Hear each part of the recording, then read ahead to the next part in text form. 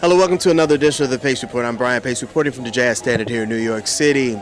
Blessing the band stage tonight is a dynamic guitarist who's been on the New York jazz scene, both here and abroad, for well over 25 years. Peter Bernstein has played and backed and recorded and toured with the likes of Mr. Sonny Rollins, as well as the great Lou Donaldson, just to name the endless few. Also, he is a very profound professor at New York University. I had a chance to sit down and break bread with Peter to talk about his origins, how he got exposed to jazz guitar, and also talk about his role as professor. I want to also talk to him also about the concept of how jazz guitar should be portrayed, as well as how to develop his own style. So sit back, relax, and enjoy highlights of the great Peter Bernstein, featuring the great Harold Maybert on piano, live here at the Jazz Standard, as part of the Pace Report here in New York City.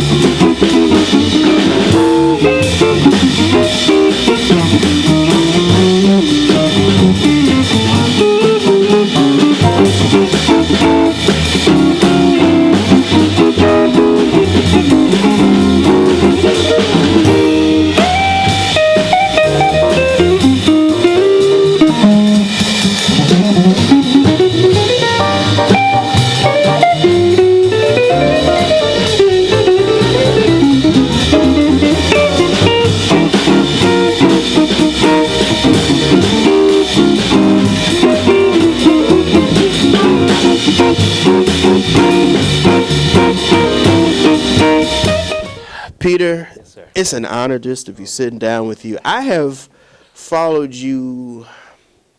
My first foray into Peter Bernstein, I believe, was 93, 94. That record you cut with Christian McBride, Gregory Hutchinson, and I believe it was Brad Melda on piano. Yep. And you have like, It was 94. Yeah. that was 94. That's when we recorded it, and then it came out, I think, in 95 sometime. Yeah. Yeah. And I've just watched your career kind of morph from all kinds of amalgamations that you've played and recorded with. I mean, first of all, congratulations on this record, Let Loose, which is on the Smoke Sessions record. Smoke has done an incredible job, one, keeping the legacy of jazz out there, and two, giving you guys a platform to continue to play and just put it in a live perspective, and people can eat well and also be fed well musically. Absolutely. Yeah. Well, I mean, maybe Smoke kind of came out of Augie's. Augie's was the site of Augie's, which was kind of a college bar that we used to play at a lot, and kind of was a lot of our kind of first consistent playing gig where we played a lot, all the time, and got to build groups together. Jesse Davis, Leon Parker, Larry Goldings, myself, and then later Joe Farnsworth and Eric Alexander. All those guys came in, and they brought in the elders. Joe Farnsworth brought in Cecil Payne and Junior Cook and John Orr, people like that, Big John Patton. So the level got pretty high at Augie's for it being just a kind of a college bar. And then when that place, the owner of that lost the lease, and one of the waiters there, Paul Stash, he had worked there for years, was able to get the lease and kind of kept the place going, and then raised the level into not just a bar where you kind of pass the basket around for extra money, but a real establishment, a real more upscale jazz club, and yeah, it's been a great thing. They're there for 16 years now, so. Yeah, Smoke has become an institution like the Yeah. Blue Note and some of the other contemporaries. This record, I've profiled Mr. Gerald Clayton on the Pace Report many times, but you've got some heavyweights. You've got Doug on here and you got Bill Stewart on here. And when you're performing in a live setting, what goes on in your head musically? Are you in another world because this is unscripted, or are you at a point where you know what you want to do when you come into the band stage? Well, it's a combination of being prepared in terms of having some template of the tunes you want to play, and then where they might go, why you would play this tune for a certain effect in the set. But then, of course, this is improvisation, so within the basic template of what we're going to do, the form or whatever, then a lot can happen. So that's the beautiful part of it, is the discipline, and also just trying to really reach and explore, and the more comfortable you feel with the people around you, the more comfortable you feel to search for new things to play and take chances. And that's what it's about. It's a social experience. It's a conversation. So obviously you reveal the most and feel the most yourself when you're around people that you know well and trust. And that's what it's about. So and that happens in many different ways with different people. And like a conversation, it's a chemistry. It's a combination of everybody's energy working together. So it's a beautiful thing that goes on. And so, when you, as a leader, which is not that often that I really find myself going to the gig where it's on me to think of the tunes and announce the tunes and decide what to play, present something, then I really feel it's it's almost like I'm the host of that thing, and you want everyone to have a good time and feel they can express themselves. But then it's your chance to show so you can kind of direct it, just like it was your party or whatever. So that's what it's about. And I really relish the other side of the experience, which is being invited to someone's party and wanting to be a good guest and enjoy that too, because you still can be just as part of the conversation, and that's what it's all about. So you cook with Mike Ladon when he does his Groover series of Smoke. Yeah. And I want to talk about the organ, because you have had a great affinity for organ players throughout your career. Dr. Lonnie Smith, Larry Goldings, Mike Ladon. I want to ask you about playing in a organ quartet or a trio, there's a deep groove within the organ because it produces this sound like no other. But when I think of the great jazz recordings of the 50s and 60s, I think of the great Jimmy Smith and Kenny Burrell, and it's like you guys really are going back to that sound.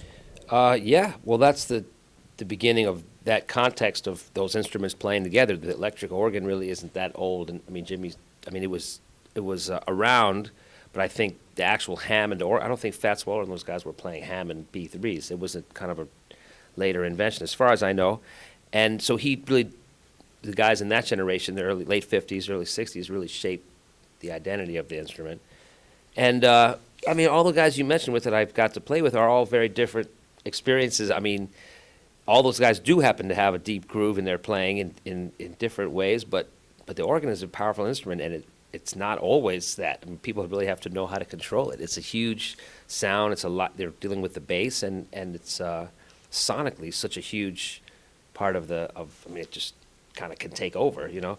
So I just enjoy watching different people kind of wrestle with that thing and trying to adjust my playing to fit their style, but also be consistent with a sound that hopefully can cut through and work with different sensibilities. Like I say, it's you know, if you're playing with an organ player, then it's kind of their party. I mean, it can be a collaboration, of course, but it's there in terms of how much, you know, sound they cover. So you really just have to kind of find a way to lock in with them and blend. And there's the affinity really is between the sounds of the instruments, the Hammond B3 and the electric guitar. There's a certain thing with the electricity that and work-wise, it's always been like there's a gig for a guitar player in an organ trio, not a bass player. Bass players get all the other gigs.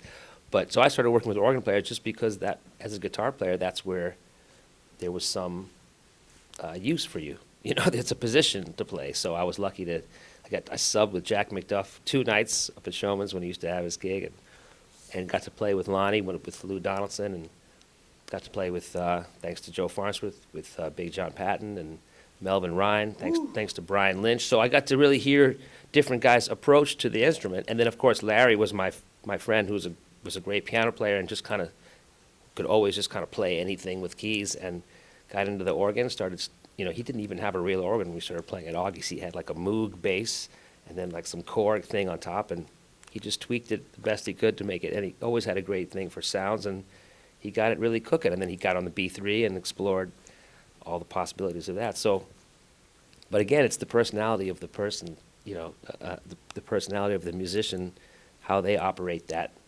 machine, you know, and that's what it's about. So I don't really think of like it's an organ gig. I think about who I'm going to play with and what the vibe is. You know.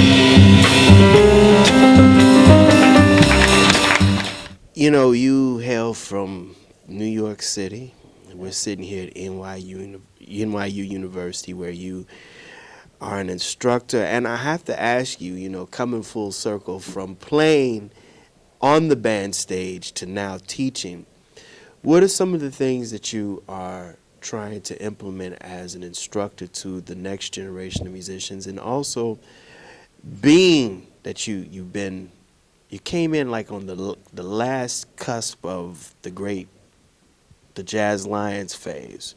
So, Yeah.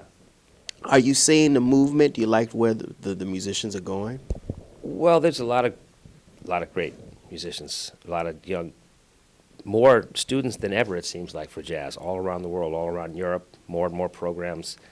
And yeah, there's, like, I think every generation, there's some that are really, really determined, really, really called by it, and some that aren't. And that's kind of the way. Some guys are naturally super talented but lazy. Some guys work really. I mean, every generation is kind of the same, and yet they're all different and shaped by the context that they, are coming of age. I think you said the Young Lions. I think more significant than being part of the Young Lions, that was kind of like when young guys were getting record deals, and it was kind of okay to play straight ahead jazz again. There was two things happening. Like the Winton, Bradford, kind of that thing coming up, and then there was also. I mean, it was just like seemed to be a healthier time. But I think more significantly than that, in terms of the business of it, was that there were still elders to apprentice with.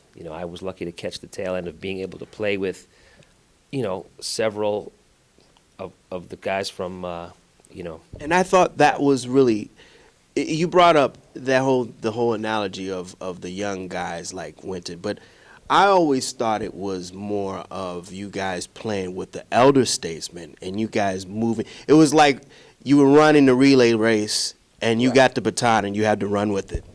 Well, but that was shaped by the fact that there was apprentice gigs, like you mentioned, Christian McBride, Greg Hutchinson. They both played with Betty Carter at different times, or I know Hutchinson did, and McBride had a lot of gigs with Bobby Watson, and he was playing with all the old masters before long. So that's a big thing. That's a big thing for a young bass player to be able to play with, Elvin or, Art Blakey or different people. So Billy Higgins, all the great so that's really what's significant about that. It's just the generation that we were.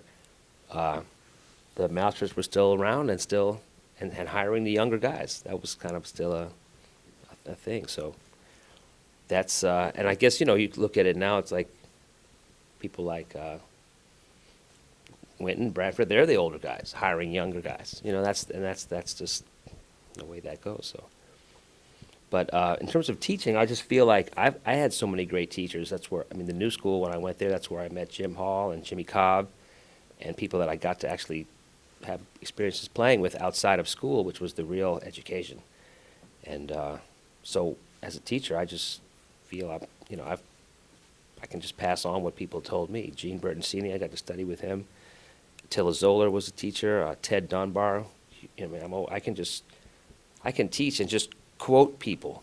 I don't even have to have an original thought of my own ever. And the hour will pass and the student will be happy of what I can just impart if I can only remember what they told me. So that's what teaching is for me, going back to the lessons that I was taught and trying to explain it in some way. It's difficult. It's hard to really be a teacher with a lesson plan, and I don't really know that there's one lesson plan that could fit everybody. So as a teacher, I just try to be improvisatory and just see where they're at and what I can apply from my experience that might help them, I hope. You told me just a few minutes ago before we started this interview, the first real jazz concert you saw was Joe Pass. And I want to ask you now, how did that impact you as a musician? And how does it impact you now as a musician with a band and being a leader? Because Joe was really one of these guys, he was a minimalist. He was a guy that, and then if you listen to all the records that he accompanied, just the greats. From Oscar Peterson to Ella Fitzgerald to Sarah Vaughan. You automatically know a Joe Pass chord. Yeah, absolutely. Well, the gig that I saw was a solo he was just playing solo guitar at the village gate, upstairs at the gate. And I think I was in ninth grade, maybe 10th grade, and my dad took me downtown to go see him. I just had a few records by that time, some Joe Pass records on Pablo and the Wes Montgomery, Smoking at the Half Note we're talking about, Kenny Burrell and Coltrane, that stuff, and a few. I was just kind of getting into jazz through the guitar, but I didn't know anything about jazz. Like I heard Wes Montgomery, and I didn't know what he was doing, except that there was some blues involved, but then there was all this other stuff. So I was like, I got to try to figure out what that is. What's that mysterious language that they're speaking? And then when I went to hear Joe Pass, he played, hour of solo guitar with some stories in between the songs, and it was great. And I had no idea what he was playing. Like, I was just beyond me because I couldn't, I was just thinking about blues, and I didn't, I just trying to learn the guitar and where the notes were and what the sounds were. So it was way over my head. But the idea that he could hold the audience and just entertain people with the guitar, that made a huge impact on me. Just seeing how honest he was, and his personality came through when he played, when he talked. It was just the same thing, and he was just, I wanted to know what he was doing, and I, just figured that I had some, a lot of time ahead of me to study it, and Wes and Kenny Burrell and all the sounds. And besides the guitar players, hearing Coltrane on that record was huge. Hearing Wynton Kelly with Wes Montgomery was just like, wow, what's that? And just the whole world of jazz that I got into through kind of just wondering about who these guitar players were. Hearing Charlie Christian and Django and saying, oh yeah, there's Jimi Hendrix is great, but there's a whole other world out there. And I mean, Jimi Hendrix is no less great, but it's just, I just kind of, my ear got taken by that, so.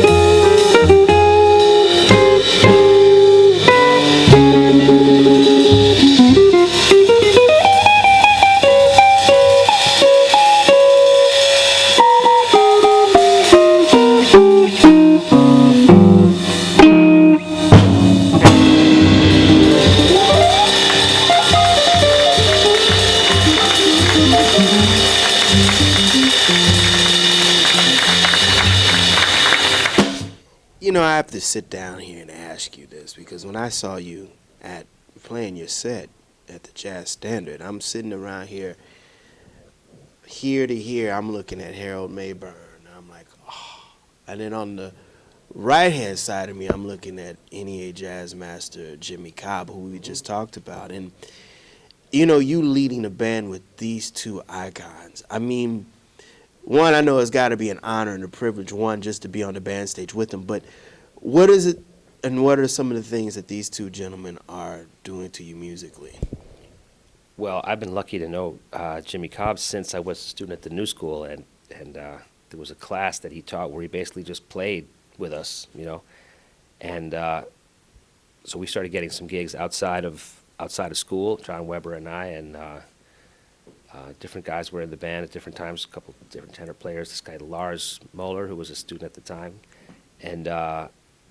and we just started playing with him, and just he was kind of his band, but we kind of made Jimmy was like, sure, get a gig, I'll do it, So it's always been that, and we've always, out of respect, we started playing as kind of Cobb's mob. That's it. So and then Brad was later a student at the New School, so he started playing with us and kind of formed a little quartet. But Jimmy always kind of felt it was our band anyway. Like, you guys call the tunes, you play what you want to play, and he would always say like that's not the right tempo for that, or we would say, you want to play this, how's it sound? He's like, sure, let's try it. and we just developed a little repertoire over the years. And it's kind of who leads the band isn't not really, because he's never really been a band leader in the way that Art Blakey was, and never really liked to talk on the mic. So that was on us, and Jimmy was just, there to do the gig. And I mean, that's more than enough. Just the feeling of playing with him, the feeling of it, the way he feels the quarter note, the way he feels the time, the way he feels the phrases and the form, and just kind of moves things along, and dynamics. It's just, that's been Weber and I were just talking, like, how lucky are we to play with this guy, not once or twice, but a few times a year over 20 plus years. I mean, that's like, we're just like, man, we got to have something together by now. If we don't, then it's really on us, because I mean, this guy's been playing, and he plays hard every time. That's the same thing with Harold Mabern. They never hold back, and Right. Mabern has always been like, just a great force. And we used to go see him play with George Coleman, and just the two of them, their interplay. And then, of course, George was pretty. Both of them were. Harold taught at William Patterson College, so we had Farnsworth and Eric as students. And those guys really started getting Harold on gigs with them, and Harold was a willing, not a side man, because he's impacting the music on the level that we're trying to come to his level when we play with someone like that, and with the elders, because of their intensity and just the experience they have. So, but they've been so gracious and just like, go ahead, get the gig, I'll do it, And so it doesn't become as much of a thing. We would never think, I'm going to call this guy for a gig. It's kind of like them saying, sure, let's play, let's get the gig, I'll do it, So that's a motivation, because you want to have that experience playing with them. We want to feel the sounds that they make, And so it's just, it means a lot, I mean, you played 3 consecutive sold-out nights. I mean, unbelievable. And then the funny thing about it is that the people from Europe who happened to be at this show, they were like, they really wanted Harold Mabern's autograph, picture. I mean, it was the whole shebang. I mean, and another thing too about what you do, and it's, you bring a very unique voice to the jazz guitar. I mean, Matheny does his thing. Stanley Jordan has done his thing, but you bring a very different voice to the guitar. And I want to ask you, how did that develop over time? Well, I don't know. I think the whole point is to learn to speak the language and then try to figure out something of your own to say. So there's two things going on in order to really be able to understand what's being said and to communicate in that way. You need discipline and study and a certain amount of, mimicry. That's how we learn how to speak in the first place. That's why we have an accent based on what we hear around us. So there's that in music, and then there's the other thing where you're trying to be honest with yourself and say, no, I stole that from so-and-so, I shouldn't play that. I need to come up with something that's a simile of that. I need to find another way of saying that without stealing their idea. So that's the struggle that I think every improvising musician is dealing with, because they're trying to be part of a conversation. Like I say, there's a certain, it's a wide language, it's very open, but rhythmically, harmonically, you want to be understood and you want to understand what's coming at you. So you can't just exist in your own world, yet within that world you want to be individual. You're trying to cultivate that. So I've just been lucky to be around many strong musicians that were individuals, that every time they played, they were fully themselves. Lou Donaldson, Lonnie Smith, Melvin Ryan, Fathead Newman, Jimmy Cobb. On every instrument, it doesn't, and also the people of my own generation who I saw, wow, this guy's really developing his own style. Brad, Larry, Bill Stewart. Yes. Bill Stewart sounded like himself in 1988. Really? He had a style. I mean, he's a better musician now. He's more, but he's grown because of the wealth of experience he's had. But he had the spark of individuality then. So that's inspiring to anybody. And you say, wow, this guy's, he's doing both. He's speaking the language, but he's developing his own, if you want to say, idiosyncrasies. It's style. It's right. What. So that I've had many great models and realized that the people that just play like themselves, they had the courage to do it. They had the ingenuity to come up with something that was theirs. And that's a concrete thing. Melody, harmony, rhythm, those are the main aspects of music. So you have to find your own way with all those things, but, and then have the courage to say, well, I'm going to try to purge the things that I've stolen to learn how to speak and find new ways to say them. That's when you hear, but that's all through history. You start to hear, wow, Jackie McLean, really, if you listen, he took a lot from Dexter Gordon, phrasing-wise. But he's not Dexter Gordon, so, you hear how they all took from Bird, how they all took from Lester Young, and you say, wow, it can be done. You can just by being honest with what you steal and trying to rework it, or that leads you to your own thoughts, and that's what I'm trying to do. And people like you mentioned, Pat Metheny's always had an individual style, and it's just about trying to find music that where your style comes out the best, And I've been lucky to play with a lot of elder statesmen, but I also like playing with people of my own generation and younger guys too. I'm getting old enough that sometimes younger guys call me for gigs, and it's like that's a different kind of energy, So it's all great. It's all, like I say, social experiences and trying to have interesting conversations with people. That's what it's about.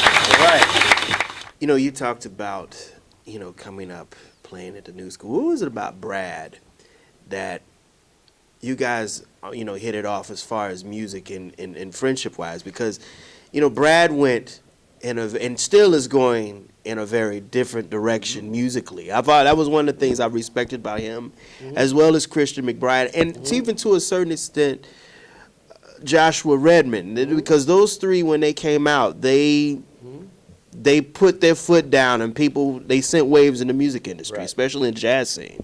Well, I think those three guys in different ways, but they have a similar thing, that they are truly eclectic. Their tastes are truly eclectic. Like Brad was always like that back in when we started playing together and hanging out in 89, 90. He was listening to all kinds of stuff, well-versed in classical music, listening to rap, listening to all kinds of different things, and just liked it all. Would find, remember when he found out like Nick Drake and was checking out he just loved all kinds of anything that spoke to him. And Joshua was the same way. When I was in his band, like he was talking about all different kinds of influences and trying to write tunes that were reflected that, and McBride too, he's like a James Brown scholar. He knows that music inside and out. So much music, We're sitting around with him once, and he's just like playing all this Chick Corea stuff on the piano. Just like big ears. Everything is on the radar, So I think their musical directions we can look at like almost 20 years of their careers, that's reflected just what they like and what they've done because they've had liberty to do it, and the courage of their convictions to not to say like, well, people think of me as a jazz this or whatever, and to say I like this music. I'm going to write some stuff that's reflective of that, and that's great. It's not a put on. It's not a career decision. It's based on, I think, like a musical restlessness of liking it all, you know. And I'm with them, you know. I totally have many varied tastes, and remember hanging with, you know, with Brad especially in those times, and just listening to so much different type of music together. Golding's the same way, like just varied tastes, you know. So reflecting that is another thing, and that's, you know, partly is being able to do a project that, you know, is like that, and partly is just believing it enough that you can make a statement in that, with those characteristics too. So, but I want to expand. I want to try different things too, you know, and just it's great. Those guys are like really, you know, expanding their musical horizon. They can look back and say, we did all these things. You know, it's great. Peter, you had the honor and privilege of recording on David Fathead Newman's very last recording, and to soul music, there are saxophonists that are to soul music as they would be to their contemporaries in jazz music, and Fathead Newman and Maceo Parker and Fathead Newman really brought a very important voice to soul music because he was part of that great Ray Charles band. And what was that like playing with him? And also, what does he mean to soul music as we speak now? Well, I mean, I don't know if I think Fathead would consider himself a jazz musician. Like he had that gig with Ray Charles, and that was a great band and a great musical experience. And those guys played from the blues and rhythm and blues and gospel and all kinds of. It was all related. I mean, that's what rock and roll came out of. All, you know, borrowing best they could from some of those things. And I think a lot of those guys, Ray Charles was a Nat Cole at first. You know, that was his. So they all came from jazz, the same pool that, you know, that the other tributaries came from, you know, bebop and all that other stuff. So when I was around Fathead, it was kind of like a jazz group. He played ballads, he played some blues, he played some funky tunes on the flute, and it was just like, man, all different grooves. And but to him, I think it was jazz, and he just was kind of like, you know, just a jazz musician that had deep roots in like The rhythm and blues. Yeah, and yeah. The blues. Yeah, I mean, because he was. Yeah, it's all the water. Yeah. It's all the water. It's It's all just the mixed, water, you know. And the deeper it goes, then, you know, that's where. But he certainly came from that playing all the horns. I mean, it was just great to just be around him and play with him, and I got to record with him a couple of times. And such a gentle, nice person, and, you know, like his playing had that honesty. You know, another example of just like being around someone who you realize that they're playing. They are the instrument. It disappears into that, you know. So, but he was special. Yeah, he was great. That'll do it again for this edition of the Pace Report. I'm Brian Pace, reporting from the Jazz Standard. I'd like to personally thank the incomparable Peter Bernstein for his time. Make sure you buy his latest CD, which is on the Smoke Sessions record imprint. Also, I'd like to personally thank the staff and management here at the Jazz Standard, always for their warm hospitality. As always, please visit my website, www.thepacereport.com, for my weekly column, as well as my past segments. Until next time, remember, if it's in the groove, it'll make you move. Till next time, peace.